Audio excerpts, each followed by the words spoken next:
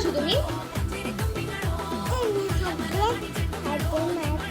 ঠিক আছে, হাত দেবে। তুমি বলো এইটা কি করেছো তুমি? আমার পায়ে এইখানটা কি করেছো? এই যে আমার পায়ে করেছো, এখানে করেছো, তোমার পায়ে ভর্তি, এই যে তোমার পায়ে লেগেছে। দেখি দেখি, এই দেখো, সবাই দেখো কি করেছো। দাঁড়াও, কি করেছো তুমি? ওটা কি উল্টা দিয়েছো?